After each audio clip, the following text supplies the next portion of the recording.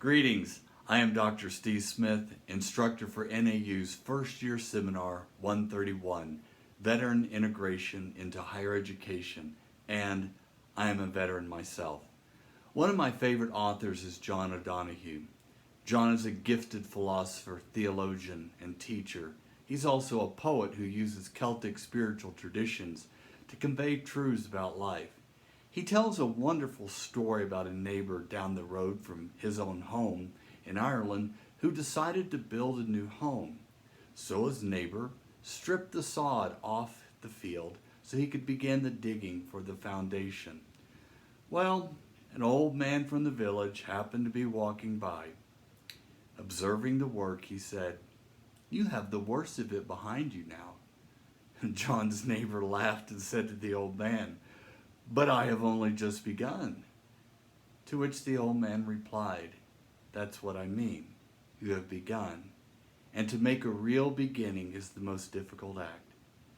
John noted for the reader the old Irish proverb that says, "A good beginning is half the work." Well, my friends, by enrolling at NAU, you have begun. And it is the most difficult act. And that brings me to FYS 131. In part, FYS 131 is an act of beginning from your military service and experience into the environment of higher education.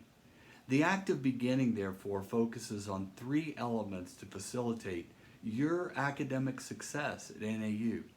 First, the course serves as a means to explore, examine, and assess the personal and academic challenges associated with integrating into higher education.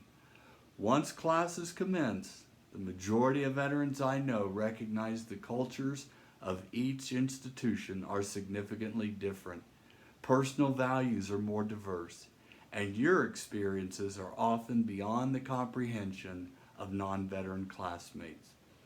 Therefore, it is essential to examine the challenges and develop a plan to succeed. Second, the course is a means to develop and enhance critical thinking skills by engaging in rigorous questioning and critical inquiry of assigned readings and class discussions. In conjunction with this is your ability to honestly evaluate and examine your beliefs. Third, the course is a means to improve your ability to communicate effectively in writing and speech. For over 2 millennium, institutions of learning have placed a great emphasis on the ability to communicate effectively. Even though as a society such a skill and ability are in remission because of our current modes of communication lack true conversation, there is a resurgence within the professional community for those who can speak intelligently and effectively. So how is all of this accomplished? Well, it begins with the investment of your time and commitment to prepare and study for each week's lessons. It means being engaged with veteran students in probing concepts, asking questions, sharing experiences, and challenging one another to think deeply. Cicero, the great Roman orator and statesman, was asked by two young men what it was like to grow old. In my view, his response is instructive for you at this time. He said, "As much as we should care for our bodies, we should pay even more attention to our minds and spirits, for they, like lamps of oil, will grow dim with time if not replenished.